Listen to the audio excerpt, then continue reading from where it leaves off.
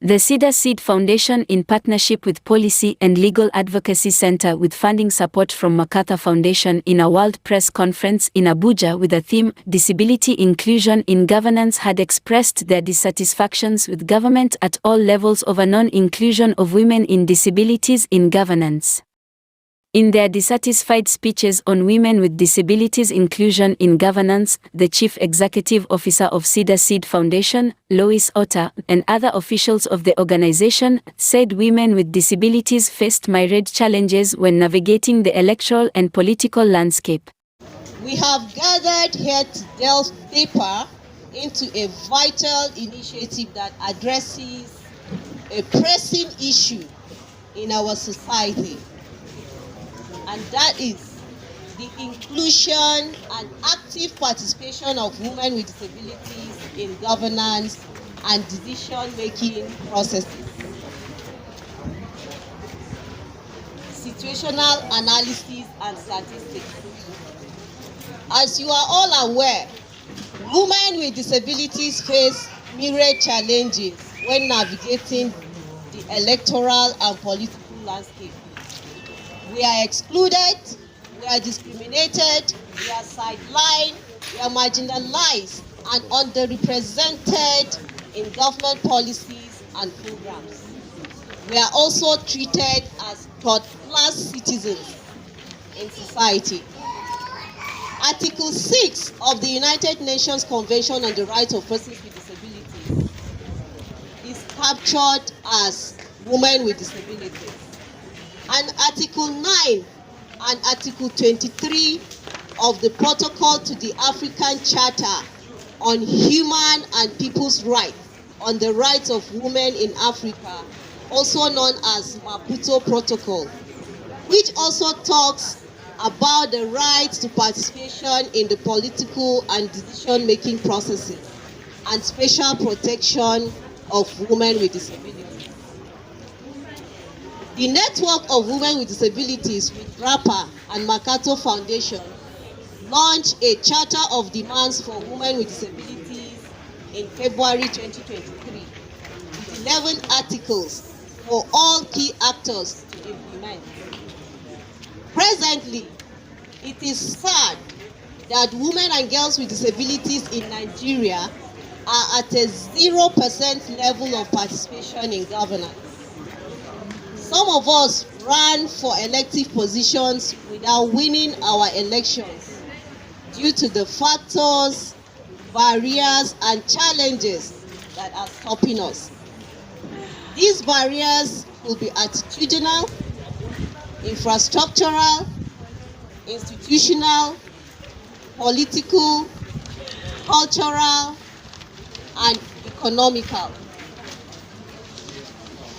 We have identified the challenges faced by women with disabilities in the electoral and political sphere. We need to explore strategies to fast-track the implementation of Article 29 of the United Nations Convention on the Rights of Persons with Disabilities and Section 30 of the Nigerian Disability Act 2018. This project, therefore, seeks to ensure inclusion and participation of women with disabilities in governance and decision-making processes. This project is informed by lack of proper implementation and execution approach of the 2018 Discrimination Against Persons with Disabilities Prohibition Act, Clause 54 of the Electoral Act 2022. Foreign laws and treaties in Nigeria and globally. As a result, women with disabilities are continually marginalized, excluded, and underrepresented in elections and political participation. An informed and proactive measure is therefore needed to achieve and sustain the goal for inclusivity in all electoral processes, most importantly, post-elections and future elections. Project rationale.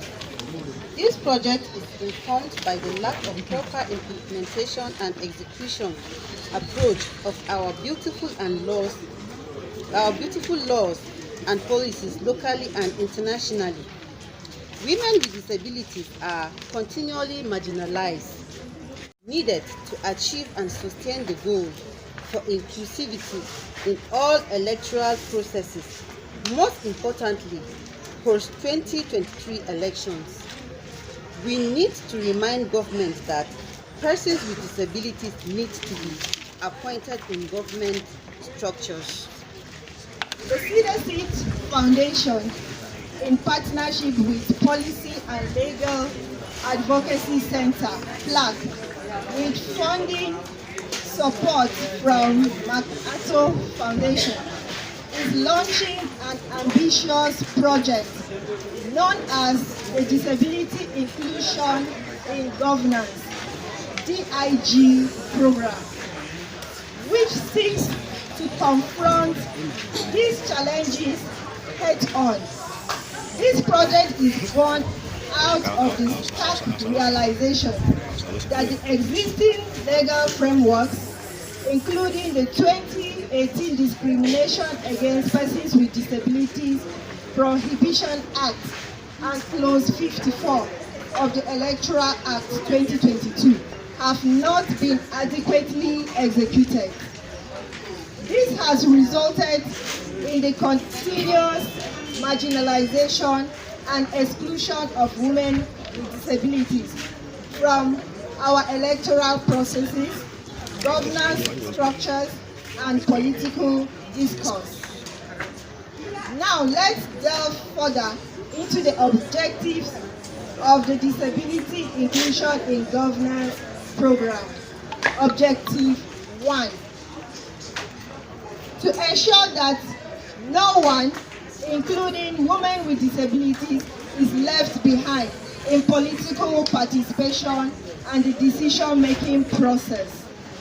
This objective underscores our commitment to leaving no one behind in our democratic journey. Objective 2.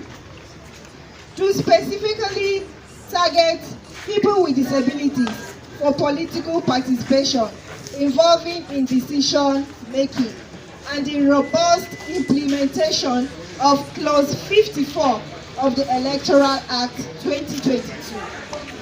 This is our firm belief that this targeted approach is crucial in effecting meaningful change. Objective 3. To create a dynamic platform where disability experts, donor agencies, civil society organizations, and policy formulators and implementers can converge. This platform will foster dialogue and action on issues related to disability inclusion in governance. The activities of the program involve stakeholder participation, civic education, implementation of Clause 54, and media campaigns.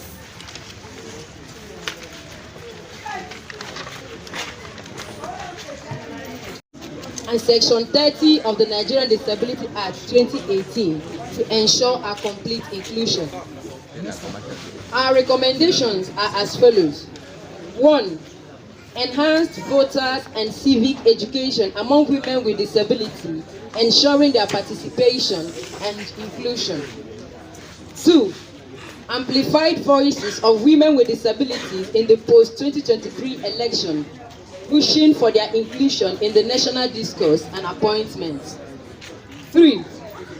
Concrete implementation of the Clause 54 of the Electoral Act 2022, a vital step towards inclusivity.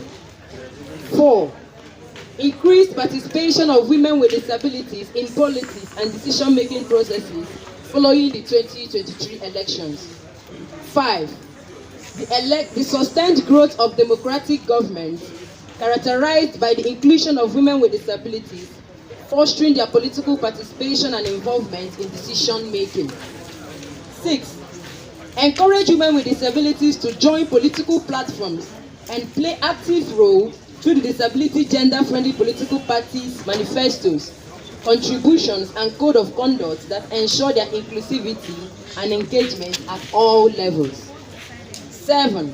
Reserve a spot or reserve a quota system opportunity for women with disability, at least one in each state assembly and the National Assembly in Nigeria. 8.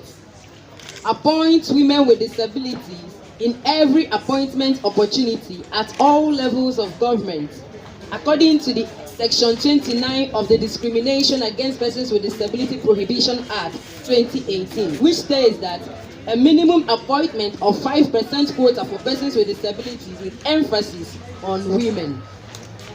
9.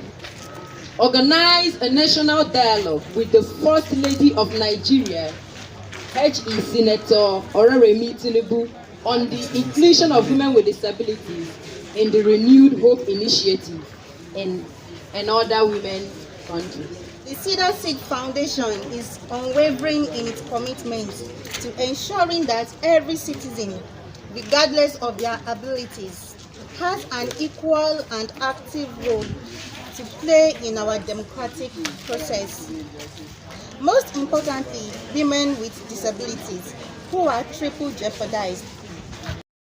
The Cedar Seed Foundation, in partnership with Policy and Legal Advocacy Center with the funding support from MacArthur Foundation, called on all stakeholders, including government institutions, civil society organizations and the media, to unite with women with disabilities in their noble endeavor to make the Nigerian democracy truly inclusive and representative of the rich tapestry of voices that made up the nation. Juliet Johnson, Delegate TV, Abuja.